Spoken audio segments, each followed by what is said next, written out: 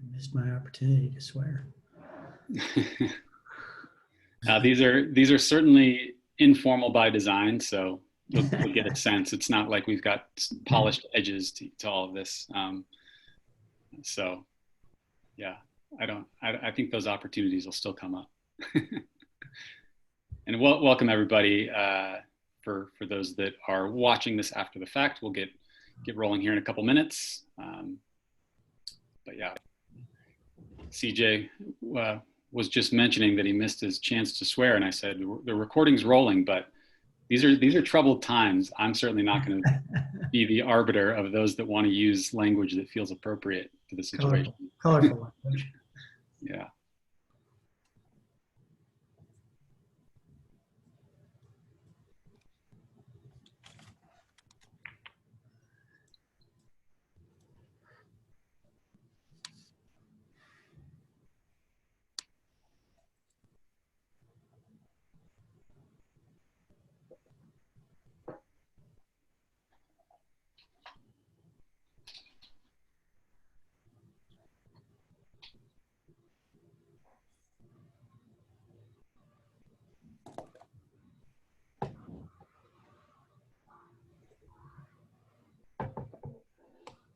It certainly does feel like a moment in time where like open and honest language is about the best tool we have these days. You know, it's like there's the media and sort of information ecology in the digital realm is just messy right now. So yeah, indeed. Yeah, conversation is king.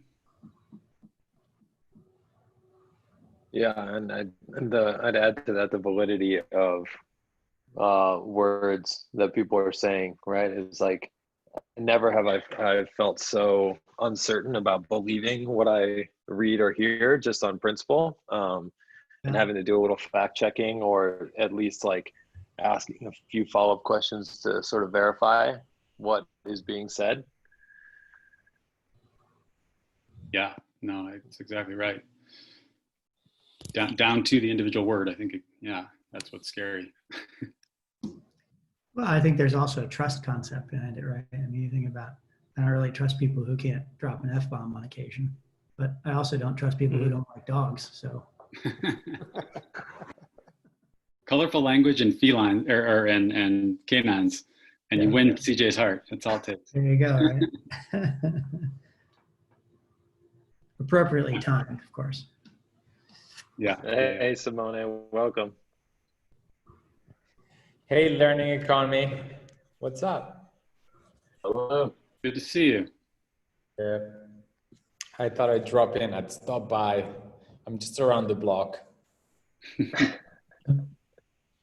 Simone is joining from Italy. You've got a few different locations, so I never quite know, but now I can, by the backdrop, I have a sense of where you're at typically. Yeah, I'm back in on the mainland Italy, so back in the office.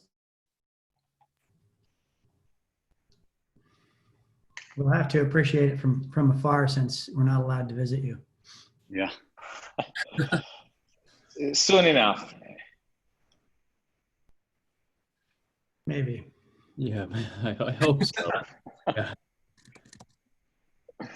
Hey, good to see you, Jonathan and Michelle and Steve. We'll probably give it another 2 or 3 minutes and then we'll get rolling.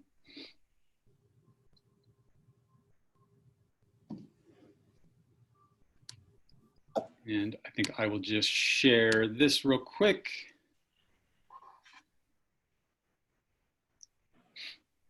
Nothing like a draft Google Doc to get us rolling here, but this is as good as we got. You don't have nearly enough tabs open. I must have 4x that. No, it's funny. This is actually my wife's machine. That's why you saw Allison when I first popped in, and I realized I had to shift the account. I'm having a computer problem. This actually isn't even mine. But it feels really clean, and like she's got like 4 things on her desktop and usually like 3 or 4 tabs. It's inspiring.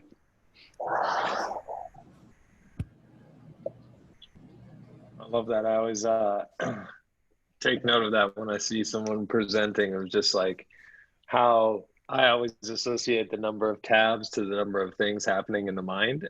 So when there's, 100, it's like, wow, that person's really grinding through a lot today or this week. Yeah.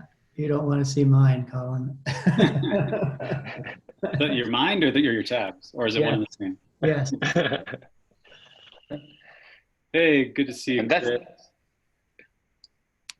Hey, good to see you guys. And Marty as well. Hey there, Wendy. All right, well, we're pushing close to 20, which is, I think, usually about the right indication to get rolling. We're about 3 or 4 minutes after. So thank you for those able to hop in here for another C-Lab Pulse. This is a obviously sort of ongoing effort to share ideas, build community, hopefully also just maintain some sanity. We've intentionally made this a fairly informal venue for that very reason. We don't want folks to come in feeling like there's any sort of stress laying over the top of this next hour. So it's open, feel free. We've got some panelists that have some exciting stuff to share. But after we kind of get through that, it's certainly meant to be an open conversation. So this is what we've got coming up. We're in the middle of the welcome. We've got perhaps a few state agency updates. We'll see who ends up popping in. Colin is going to share a little bit on some work he's been doing, and then we're going to turn it right over to the Cameron show. We've got Cameron McCoy and Cameron Dennis joining. They're going to talk a bit about the work that they're doing and how it aligns with some of what C-Lab is meant to be and some of our work. So enough of that, but that agenda is, I think, as most know, always there and should have all the necessary links and resources and recording links and all the things you might need to revisit any of this stuff. So I think with that in mind, I'm going to let it. We've done typically kind of a high-level framing of C-Lab up front, but because I think most are fairly familiar and aware at this point, I'm going to kind of push that forward and bypass the sort of high level on C-Lab.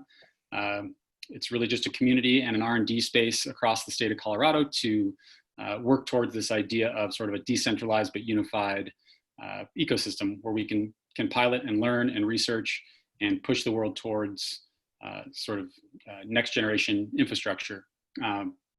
The few things I wanted to mention real quick is we've sort of moved from the initial phase of the C-Lab work, which was very much about community development and building and sort of forging new partnerships, into really looking at pilots and trying to understand where in the state we can support and sort of elevate existing efforts.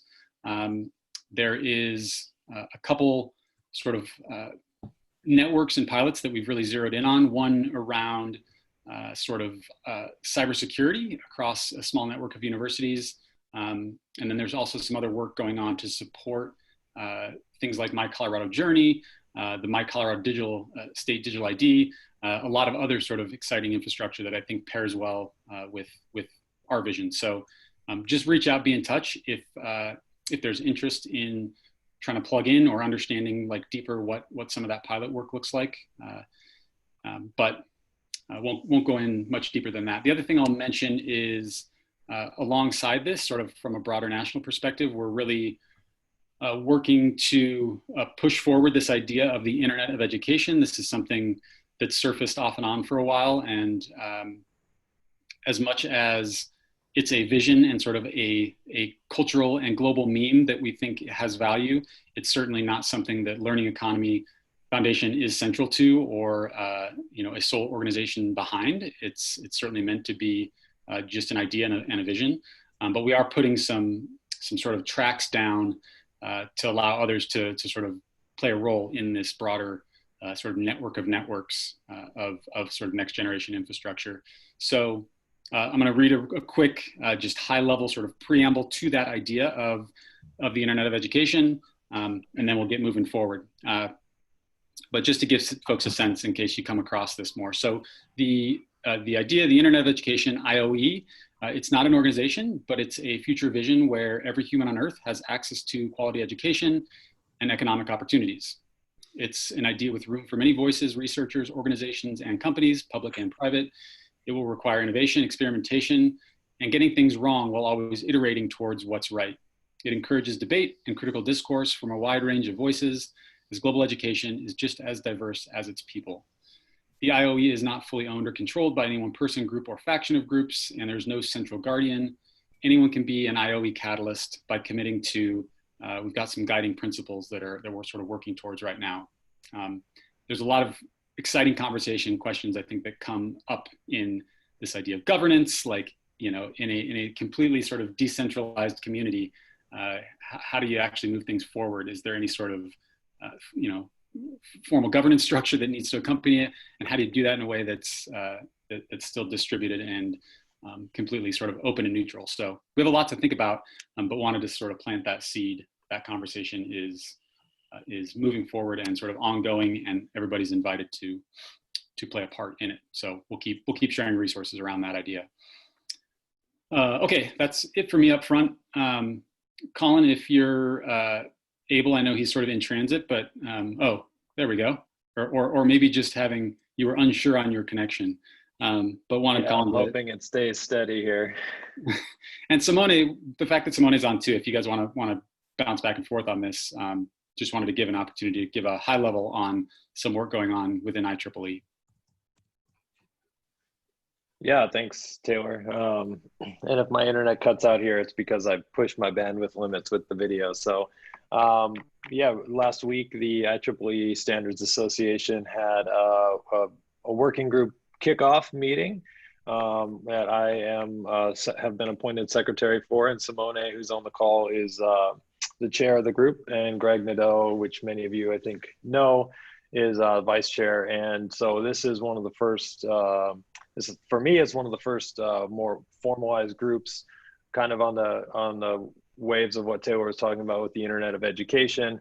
This is a working group that is going to create a standardized approach for learning records, integrated learning records, and what we call that in the acronym we use is TBD inside of that working group. But we had our kickoff meeting last week with well over 80 participants from all over the globe that are hoping to start collaborating on what kind of standards we can all agree on in order to push the Internet of Education and these integrated learning records forward. So if there is any interest, we can share some links in the chat here. There will be some stuff dropped in the working or the running agenda for C-Lab, but that is sort of a global scale project of what I think is happening on a state scale in Colorado. So it's kind of fun to see what is happening in other parts of the world and what priorities are being made there and how we're going to bring all those together. So I'm not sure if Simone wants to jump in and add anything there, but that's just sort of the high level view of that. If anyone's interested in any more, just shoot me a message or Simone a message, and we can get you subscribed to the listserv for our updates.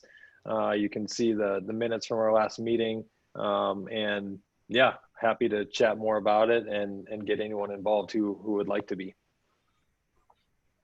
Maybe just a word here of gratitude to Learning Economy and Colin for supporting this work, which does belong to the wider idea of the Internet of Education, as in the open standards principles, supporting the open standard principle. Colin is really the curator, we like to say, of this group, acting as secretary. He's already showed his fundamental support in the kickoff, which generated a lot of interest because there is momentum behind this idea of learner records. And so the work is just getting started. The journey is all ahead. And so anyone is welcome. That I in the ILR, again, we're playing with it. It stands for inclusive and international. And it's great to see how, I guess, Learning Economy Foundation is, deeply rooted in Colorado, but has been able to really orchestrate some community engagement well beyond Colorado and the US. And so I'm grateful and excited about the road ahead. And this is, again, another call for participation for everyone who may be interested. Thanks a lot. Awesome. Yeah. Thanks, Simone and Colin. And yeah, not to go overboard on the gratitude, but I think that's shared both directions. Just been amazed to yeah, have the relationship and have the sort of finger on our pulse of what's going on elsewhere. So big thanks. So this is typically a quick bit to get a sort of state agency update. They've got obviously plenty going on, both at CDHE as well as the governor's office in Colorado, as well as a lot of other state agency organizations. And I said I could try to do it justice, but given that we have a couple really awesome panelists, it was agreed that we could just sort of bypass and keep moving forward. There are things happening, but obviously it's sort of a lot of ongoing, no sort of pressing news from the state agency front. There was a bill passed by Governor Polis that maybe is worth mentioning. I'll get it wrong, but it's basically really pushing forward the idea of workplace learning being accepted and valued across every learning institution across the state. This is something that's, I think, supposed to go into play. There's a research phase, and then it goes into effect, I think, 2022, 23. So it's a little ways out, but mirrors and maps really well with a lot of this work all the way up to the level of creating very real policy to value education regardless of where it's occurring. So I think it's a pretty interesting step forward for the state. Once I get a break, I'll go pull up the actual bill and share it in the chat. But so that's it for the state agency update. I'm gonna turn it right over because I know this is the piece I was excited for when I met CJ, Cameron, and Cameron Dennis, I think within a week or so of each other, and just saw a lot of overlap, and was excited that this worked for both of them to join at the same time to share some of their work. So with that, I think I'll turn it right over to CJ McCoy, who is Vice President and Vice Provost of Strategic Initiatives at Lehigh University, and a kindred spirits in many ways. We only had one conversation, but I can tell we align just from a deep sort of philosophical level. So CJ, would love to hear what you're up to, what the future of Lehigh looks like, and then I've got a couple of questions I'd love to shoot your way after an intro. Sure, happy to do that. And I would add here that anybody who knows me knows that I like things in 3s and 5s. And so I'm thankful that we have another Cameron who's joined us. Yvette Cameron has joined as well. So that makes me much more comfortable in this environment. So I think if I remember correctly, Taylor, we were talking about higher education writ large. And I think that the construct of higher education as it is today is doing what it's supposed to do. I wouldn't argue that it's not. However, we could have plenty of discussion around whether that what it is supposed to do is right. Regardless, I would say that it's at odds with the future, which is to suggest that if you were to think through the way we deliver education, broadly, in the big construct here, we generally think about this as an admissions process, which are barriers to entry, a matriculation process, which is really a left to right linear programming, and then a give us money phase, which is post-graduation, where we turn around and ask you to support us philanthropically and don't engage you any other way. And that's really a process-oriented approach. And so the way that we're thinking about this, and I wouldn't assign this necessarily entirely to Lehigh, but certainly my team at Lehigh, we're thinking about this from the standpoint of the platform economy and education as a platform. And so, when we think about that, we wonder how we might shift away from this linearity and process-oriented effort into something that is more platform-oriented, which might suggest that you have periods of intentional learning where we're very learner-centric rather than faculty or administratively centric. And we're engaging with people when they're ready to or need to do some learning. And then we have periods of engagement that we would call anchoring rather than matriculation. And there we would get to things like an integrated learner record. We would think about activating diplomas rather than having a piece of paper that you have rolled up in a box in your garage or your closet. Think about putting some context behind the transcript. And that's merely the academic enterprise, recognizing learning there. And then starting to defend the value of residential education. So if you think about your experience in a modern environment today, we're not doing anything to recognize what learning might have occurred while you're on our campuses. We sell that, but certainly COVID-19 has laid bare the fallacy that we have a defined process and that we actually care about that. And then we always talk about experiential. So not only are we not personalized on the residential, but we're certainly not personalized on the experiential side. And so one of our efforts is to put in place the infrastructure that allows for Lehigh learners, or all learners hopefully, to be able to enter and leave the institution when they need learning to occur, and for us to anchor them to the institution in perpetuity. And in so doing, we're recognizing learning that occurs in the residential space, in the experiential space, and in the academic enterprise, and then continuing to engage in extending the experience well into your career. So sort of at a high level, we understand that we need a platform like the blockchain to do that. And so our first foray into this has been to map out and frame learning to OECD and NACE standards in the residential and experiential space. And we've offered to this point credentials, digital credentials that are anchored to the chain in 3 spaces. One space around international and global competency, one in leadership with our athletics department, and our student athletes. And then the third is in creativity and critical thinking with our distinctive Mountaintop program. And our big focus moving forward will certainly be around equity and diversity issues as well in this coming year. So that's sort of what we're doing and where we're going. I'm not sure if I missed anything in there, but it's an interesting opportunity for us to transform education and build from what is, and certainly to decentralize and focus more on learners and learner achievement and recognizing learning where it occurs. Yeah, and at least in my experience, and I think you have more than many on this call in doing this sort of work, but it usually is much more about the early lift of political willpower and just a kind of a willingness to go and give it a shot, and knowing that there's going to be failure. Try to mitigate, obviously don't push those failures off onto students if at all possible, but like it's hard to know that that's often the challenge, is just getting over that hump.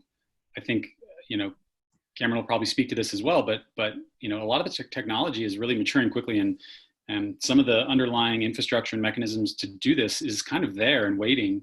But obviously it's a big ship we're looking to turn.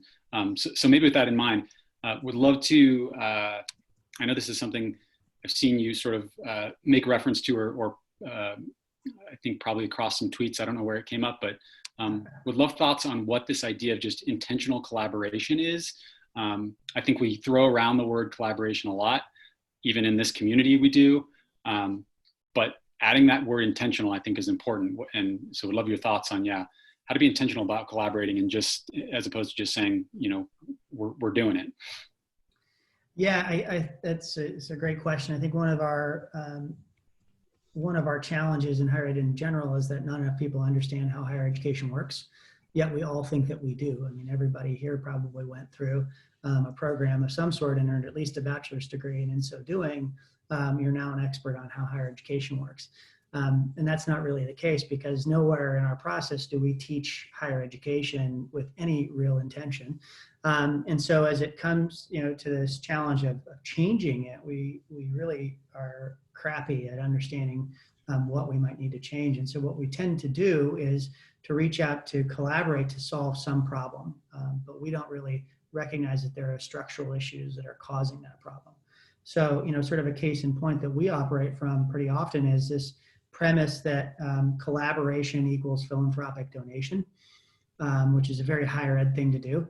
or collaboration equals research activity that we're doing together, or some other means to an end, right? That is going to deliver some new resource to us in higher ed.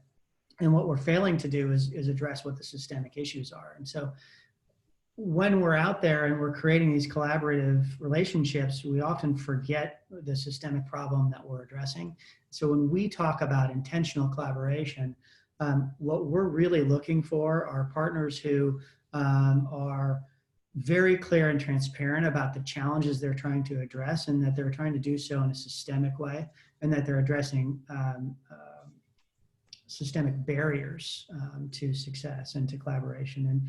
And I know I'm probably whitewashing this in a lot of ways, because understanding where the collaborative opportunities are takes a lot of intention as well. And so it's really challenging to get down to the results that you really want to get to. If A, you can't identify what the real problems are, and B, you're not transparent with each other and building trust. And I think that's a really important piece to this, is the trust environment. And we're not incented in any way to build trusting relationships. At least in the higher education, we're not. It's a system built on distrust, unfortunately. So, in our team anyway, when we think about intentional collaboration, we're very transparent about who it is we're collaborating with and why. And we're often challenging each other on what it is we're trying to get. So I would walk away from a relationship that is a vendor-only relationship. And if it isn't going to address something that is systemic in nature at our institution or in higher ed in general, we're not going to do that. But we also want to make sure we've outlined exactly what we're trying to accomplish collaboratively, not just for one partner. Awesome, I love that. And I think I'm as you were speaking, I'm retooling the order here a little. We have another question, but I think it's going to be a really interesting way across both of these discussions. So I'm going to turn it now, and you talk about just sort of, practical on the ground. What are the resources? I think that's why I like the two of you speaking here. I mean, there's a lot of interesting, really exciting and passionate folks doing work to like really change some of the practical things on the ground at universities. So I want to turn it over real quick and intro Cameron Dennis, who I think I initially connected with on the blockchain and booze. I think you were presenting there, and I caught some of what you were saying, and it resonated. A group happy to share that I think does a lot of good programming, a lot of good virtual programming right now around blockchain. And they welcome folks having a drink while they do it. But yeah, was really inspired by Cameron, and given his age and how new he is to a lot of this work, all that much more inspiring. So Cameron Dennis, who's the president and founder of the Blockchain Acceleration Foundation, would love to get an intro, and it sounds like you maybe have something to show us as well. Yeah, thank you so much for having me here. Hello, everybody. So real quick, the Blockchain Acceleration Foundation, also known as BAF, is a 501c3 nonprofit that accelerates blockchain education and adoption at universities in California. The way that we do this, well, first started because we wanted to process cryptocurrency-based donations on behalf of student organizations who are doing blockchain education. And when I was working with universities, there's lots of red tape, as many of you know, specifically around raising money in cryptocurrency. So they did not allow these student organizations to raise money in crypto, so and allocate deductions to the donors for their donations in crypto. So I spun up my own nonprofit to enable clubs to do this. So I have a lot of experience working within red tape in universities, and this idea of collaboration and research, and how much money research institutions take from certain grants and all this stuff is something I'm very well acquainted with now. And ultimately, what we're trying to do here is figure out the best way to build cutting edge curriculum and get it incorporated into universities, because that is, I think, something that is missing right now. Is even in cutting edge computer science departments and technology management programs, they're not teaching the things that are coming out now. They're teaching things that have come out 10 years ago, 5 years ago. So I work with all these different student organizations to build content and since COVID started, everything is now virtual, and we can't, do our workshops and meetings like we did before. So we're just sort of attacking this on many fronts. The first front is virtual conferences. We ran the first, sort of large scale blockchain conference back in early February, where we're able, and I think this is actually really interesting here because we're able to get speakers from around the world now to talk about some of the most, pressing issues of the industry and getting them to talk about it, and collaborate. So, for example, Bitcoin, it relies on this certain type of algorithm that is used or applied with certain hardware. And when when COVID happened, there was a sort of crunch on how much hardware was available. So we were able to hear from the people running these mining pools, the cutting edge problem of how COVID is affecting the price of Bitcoin. And we would never have been able to sort of get access to that information without the sort of virtualization of education. So then we take these giant virtual conferences, I'll link some below, and then incorporate that material into the accredited coursework in the computer science departments that we work with. So we started the first blockchain class at UCLA, one at UC Santa Barbara, and one at UC Davis this fall. And then from there, we're training people, and we also want to place these people at jobs because there's a huge shortage of blockchain engineers generally. So the way that we go about this, I'm actually going to share my screen real quick because I like to show you sort of my approach on, we have all these stakeholders in the network, and they all have something, and they all, they have something that everyone wants, and they're willing to give something. So my ultimate goal is to create a automated nonprofit that accelerates blockchain education and adoption. Since we have so many stakeholders, i.e. students, researchers, professors, investors, we have lawyers, accountants, all these different people. I wanted to create one application just to identify where people are and what they're willing to give and take. So I think this is a very, very powerful tool. It's called Typeform. Many of you are probably familiar with it, but what's cool here is that you can implement certain logic. So I can give this one application to anybody, and whether they are student, university, faculty member, investor, blockchain professional, non-blockchain professional, they go down certain paths. And I'm able to quickly identify, hey, you know how to code, and you know JavaScript or Solidity or whatever it may be. And then on the other side of things, if I give this to a blockchain professional who's looking to hire people, looking for exactly that, skill that person has, I'm very seamlessly able to copy all the people, introduce them to the potential employer. And this is how I sort of am scaling, connecting people. And as Cameron was saying earlier about collaboration, we're very sort of I only work with organizations that tangibly, we can produce something together. And this is how we identify what we can produce and the best way to go about it. And then also streamlines that process. So we've placed people in research research positions, got people jobs in the space, and we plan to scale this and eventually automate it. So we can just have this entity that is automatically introducing people based on how they answer a certain survey. And yes, there are some, vulnerabilities here if people give fake information or whatnot, but then they talk to a real human and they could probably, work that out. The next thing is in terms of collaboration in the COVID world, we can't meet in our classrooms anymore. So the way that we're sort of addressing this is this really cool software called Remo. And this is actually where I met Taylor, is in one of these virtual rooms. So, it actually yields tangible results. And to me, this is really, really cool because not only can we get sponsorships and, have these sort of virtual tables and certain call to actions, but this to me is we could even label tables certain things. And we have a weekly meetup where we're getting top tier speakers in the industry just to come. Everyone gets to meet each other. This is only available for our network. So in order to become a member of the Blockchain Acceleration Foundation, also known as BAF, you have to take the application. It's completely free. And then you get access to these events. And then the recruiting programs and all this stuff. And to me, this is how we scale sort of tangible collaboration between people with shared interests.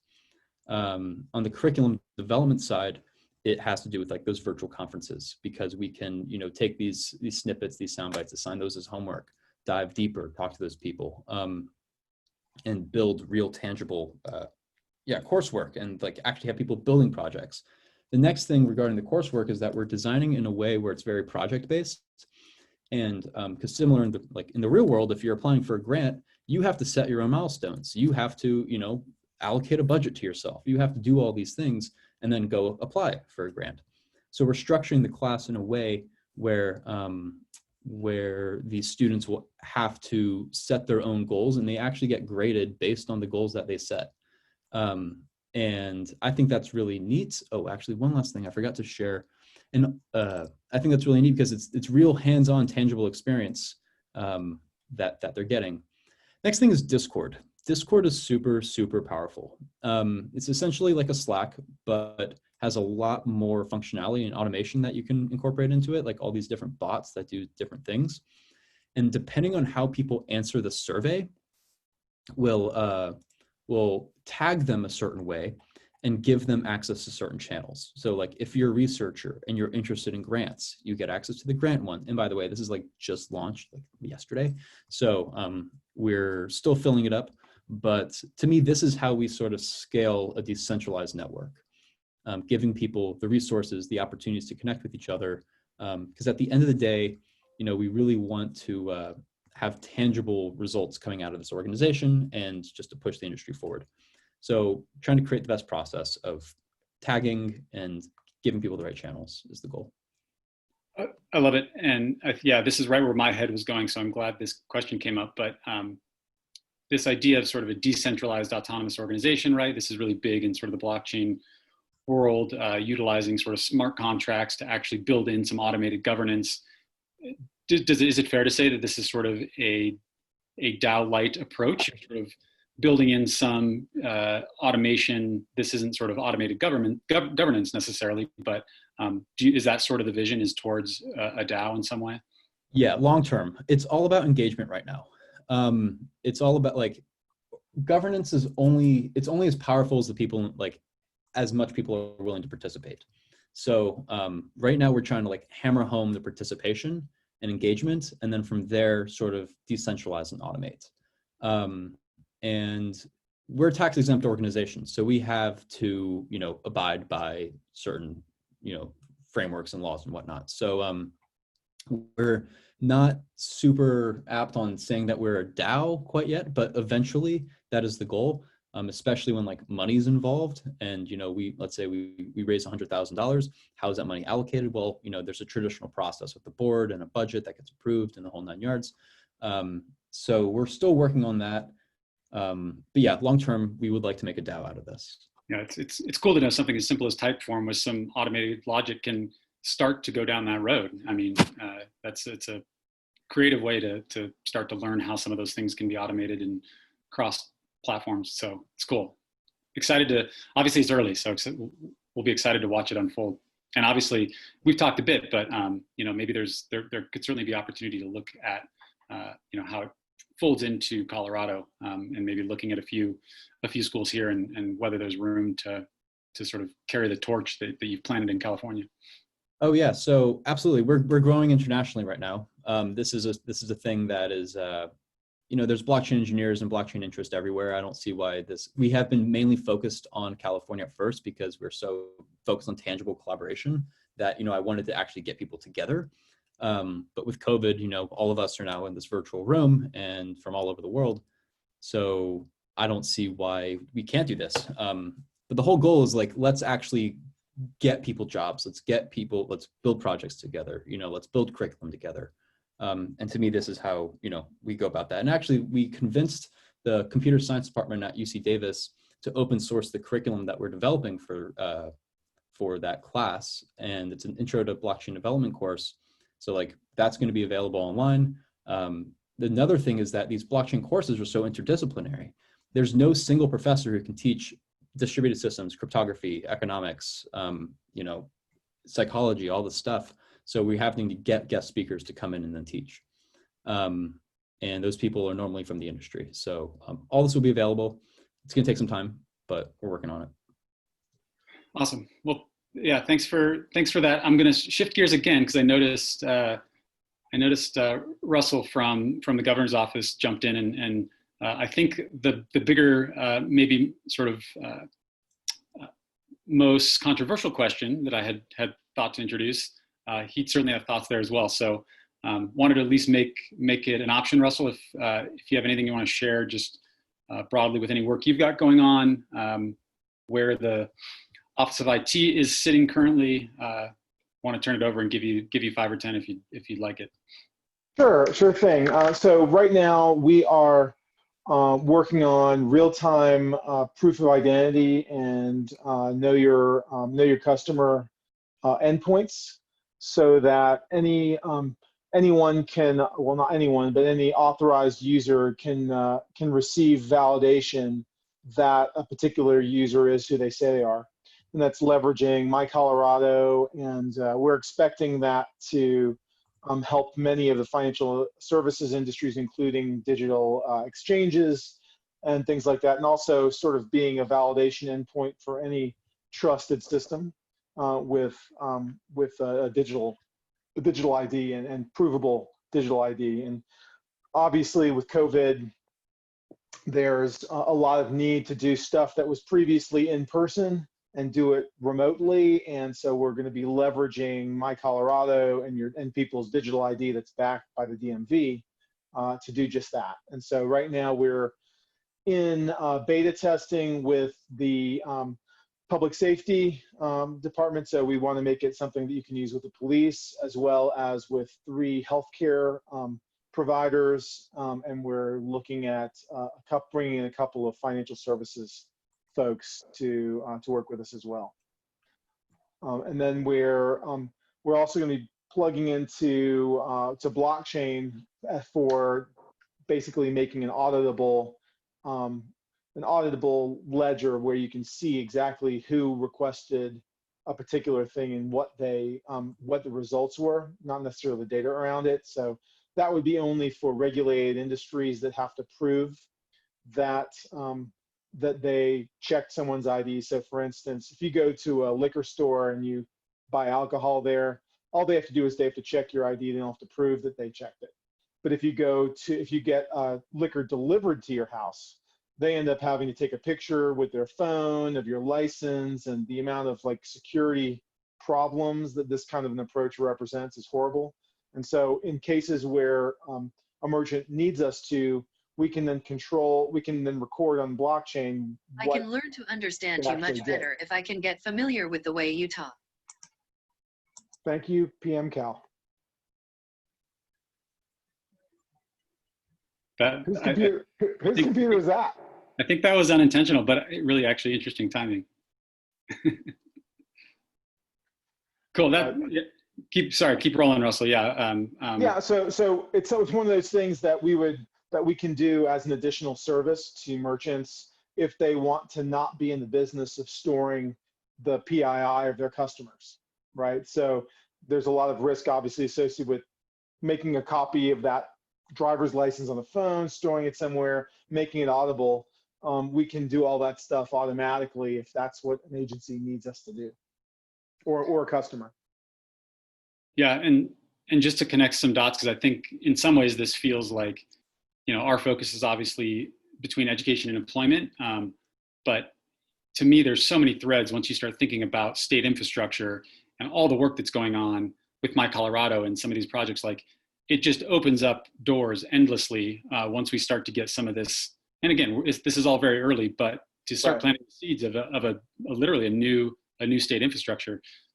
We've been in, and more gratitude goes to Russell. I mean, he's been super, I guess, just generous with time and chatting with us and making sure we're aware of sort of what the evolution of his work is, and where we might connect dots down the road with some of these pilots. So yeah, it's about new infrastructure, and that takes on a lot of shapes. So somebody asked if there's putting PII is better in the public ledger. Putting PII in the public ledger is a horrible idea. So it's putting the confirmation that it was checked there. And maybe even if we're, we're not saying we're using a public blockchain either. So in the event we chose a public one, we would probably just post up the proof that that it was checked. So it would be a signature, a hash of the actual check that we did, just to confirm externally that the time and day of that it happened and everything. But we would never put PII up on a public blockchain. And to what Taylor was saying, we totally see, especially with COVID, you've got students who are going to need to do registration and stuff. They're not going to be able to be there. They're going to need to fill out all this information about their financial aid and all these things. All that stuff's in person. And we could potentially offer a way to validate these people are who they say they are and let them fill out all that documentation remotely without using other third-party trust anchors. In other words, you don't want to have to get them to notarize this stuff. You don't want them to have to use some mobile notary. There's a lot of different solutions that cost a whole lot. And we want to use something that's going to cost much, much less. Yeah, can I pull on that thread a little bit? I mean, we talk about education in the workforce. We can't exclude government from that. And it's good that Russell's here to be a part of this. And I think you're exactly right, Russell, particularly as it relates to the education sector. First of all, I would offer that we have a tendency to think about our institutions of education as sort of these places you go for a period of time and then we're done with them. But the reality is that these are institutional anchors in our society. University of Colorado Boulder is not moving from the University of Colorado Boulder, and neither is University of Denver. It's not leaving there, right? So we have to think about these as we would a hospital. It's not going anywhere, and so how might we intentionally collaborate with you in the government sector to make it easier for those customers of ours, which we share, learners in this case, to be able to access our institutions. And so that takes me to B, which is we have such significant barriers to entry that could go away in a blockchain-based environment, right? You think about machine readable records of accomplishment. Right now, we require, on the admissions side, we require student or learners to go fill out the FAFSA and then go into another place. And even though we have Common App, they're still filling out forms to get in, and then they're giving us their diploma from high school. All of that is totally unnecessary in a world when we can enable them with sovereign identity and give them control over their own earned credentials. This could be a much easier process to access and leave our institutions, and it certainly is going to require collaboration at the government level with folks like you, Russell. So I'm glad you're here and you brought that up. Yeah, full circle with intentional collaboration. Yeah. It takes it because these are folks. I know Russell has a lot on his plate. A lot of us do. A means of being intentional. So maybe we've got about 15 left. I'd love to plant one last seed, and for better or worse here. But I think allowing the broader group, not necessarily just the panelists, but anyone that wants to join in here. I think all of these conversations and work and the projects and a ton of good intentions, they're all absolutely necessary, and it's inspiring to have super resourceful and courageous and committed educators, government agents, nonprofits. Learning Economy is also a nonprofit like BAF. Really looking at how we rethink infrastructure and make the best of a really shitty situation we're all dealing with right now. You have that on one hand, and then on the other you have, we have a president denouncing public education, calling it sort of a radical. This is a quote: radical left indoctrination. So what's the right approach? How do we move forward? How do we plan for a future that actually can kind of move through the thickets that are constantly just creating more and more polarization? This is not meant to be a political question necessarily. It's just, I think there's sort of diametrically opposed positions, thoughts on, how do we go forward? And whether that's in the context of C-Lab and the work in Colorado or just broadly as both a people and as a species, we can take it at any scale. Yeah, well, let me jump in on that one first. I think Taylor, you probably saw my repeated tweet in response to the president's tweet in that regard. And I'll just heard some of this. Yeah. I'll just put this on the table. There are no empirical data that provide any evidence whatsoever of any liberal indoctrination. In fact, the data probably skew the other direction, that for the past probably 50 years, as we've divested in education and moved towards more professionalized experience, that we are moving further away from a liberal experience in our educational institutions. And we can talk more about that, but what I would throw on the table to answer maybe the second part of your question of how do we move forward, and maybe drop a little bit of a challenge to everybody here, is that, you know, for the most part, every person on this call is white and male.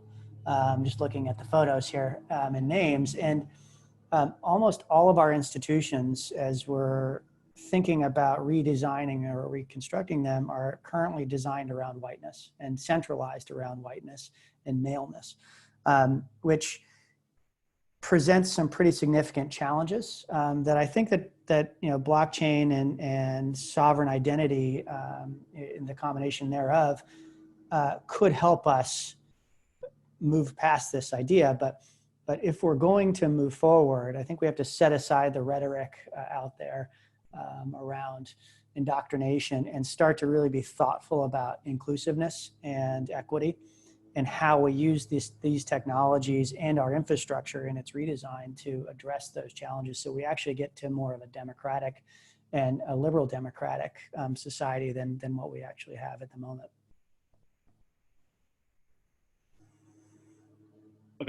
Other thoughts, and yeah, I mean, this is always one of those, you know, how big a light to shine on the fact that this, you know, a lot of these conversations do end up feeling very white and male, and you know, I'm always in this.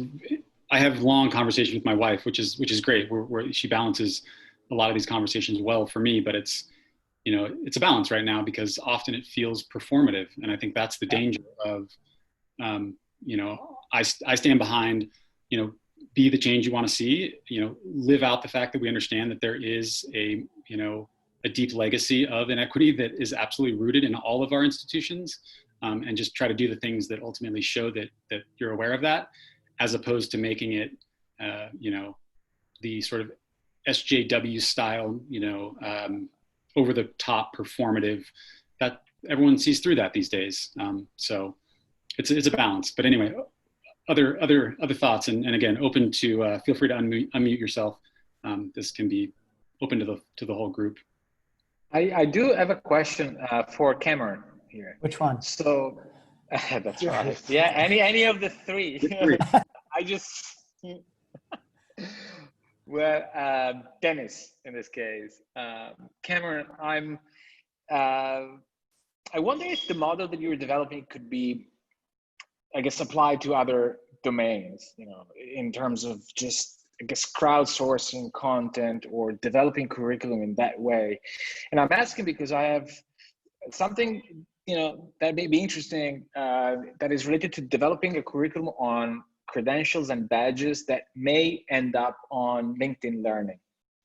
And this is something that we're talking about with LinkedIn. And so there is clearly, you start from people that, you know, wouldn't know the content or would be able to design and then author the courses, but it's such, you know, an effort that should be distributed in nature. You cannot pick anyone to do that. And so I've been struggling with this challenge, and maybe this is something, an offline conversation that we could have, apply some of the stuff that you've developed to make this more participatory in that particular yeah, it absolutely can. What we're doing, we're testing it right now. Like this is, I think the blockchain space, not just blockchain, but any emerging technology space, where there's a lack of curriculum and a lack of material, this is going to be most easily applied to. And also one where there's people willing to speak and are eager to speak, and like there's active like job opportunities, and like, so right now, you know, in the blockchain space, everyone's looking for engineers. Like every protocol is willing to pay so much money to get blockchain engineers to develop applications on their blockchains. And so there's interest there. So that's what's really sort of what drove me to start all this is like, hey, there's, you know, this giant demand, there's a lack of supply, the schools aren't teaching it. Let's get these courses started. Let's place these students. Let's build a machine, because like getting the university behind these things is a lot. And what do universities want? Well, they want, you know, high-paying entry-level jobs for their recent graduates, so they can say, hey, you know, all of our graduates, you know, are making X amount a year. They want research money, which a lot of these big layer one blockchains have the money to do. And they just want community. They want users to use their applications. So it's, to answer your question, it's my use case in the blockchain space is, I think, a little bit easier, just because there's a lot more, you know, outside influence that will help accelerate it. But the model itself can 100% be applied to other industries. We plan to do that once we've, you know, proven it. And yeah, there's going to be different problems for every industry, for sure. Maybe we can touch base in like mid-September. That's when this work stream will pick up again, and so I'll have more info. So thanks. Absolutely, yeah. Yeah, feel free to reach out. I'll drop my email in the chat. Cool. Any final, we've probably got 1 or 2 minutes, and then want to close with a few resources and things. Any final thoughts? And in case we don't get to it, big thanks to Cameron and Yvette, Cameron, and Russell for sharing, and obviously just being a part of what we know to be a network of networks that have to understand and work together on this stuff. I mean, obviously in isolation, all of this work becomes really, really difficult. So thanks. Any final thoughts? And I'll also share, we've got, I think most have seen, we've sort of got this high-level action guide that at least maps out some of what we hope to accomplish here through the end of the year, and many new work streams are already coming down the pike for next year, but that's good framing, and obviously reach out for anything specific to C-Lab. Final thoughts, and then I'd like to turn it over to Duncan, because anyone who has time right after this, we've got another exciting project where we're just getting kicked off. Yeah, real quick. So I am happy to explain if anyone wants to learn what a blockchain is and like how it works. I'm going to start hosting these office hours in our Discord channel. But in order to get access to our Discord, you have to become a member of BAF. It's free to become a member, but you know, we just want to get people to fill out the survey, get access to the Discord, and then from there, if you're interested in learning more about blockchain, I'm happy to like hop on an hour-long call and literally explain to you how everything works. So yeah, I'm just making that available to people. Cool, awesome. That's a great resource. Thanks, Cameron. Cool. Maybe Duncan, do you want to take 2 or 3 minutes to wrap things up here and let folks know about what you've been knee-deep in here for the last few months? Sure, yeah. So for those of you who aren't aware, Learning Economies Foundation has been working with the T3 Innovation Network to develop the what is now called the Learner and Employment Record Resource Hub. It's a collection of open materials and guidance and resources to implement learner and employment records. It's got a directory of a lot of the pilots that are active in the space. We've been working tirelessly over the last 3 or 4 months to develop this. And today, in about 5 minutes, we'll be doing the launch or soft launch webinar, which I will post a link to right here in the chat. I'm sure that'll be recorded and you'll be able to access it later. But this hub will be available after the webinar, will be available to anyone to hop in and become a member and engage with the learner and employment record community and the T3 network at large. So please join if that's something that's interesting to you. And if you have any other questions or want to learn more about what we've been doing, feel free to reach out. I'll type my email in the chat as well. Cool. Thanks all. We'll probably end early just for our own sake, so we can make sure we have time to transition between. But thanks again. We'll do it again next month, same spot, same time. We've already got some really fun folks lined up for next month. So come back and feel free, be in touch. All of this work is driven by the community. So thanks for putting in the time today, and we'll be in touch soon. Thanks all. Thanks a lot.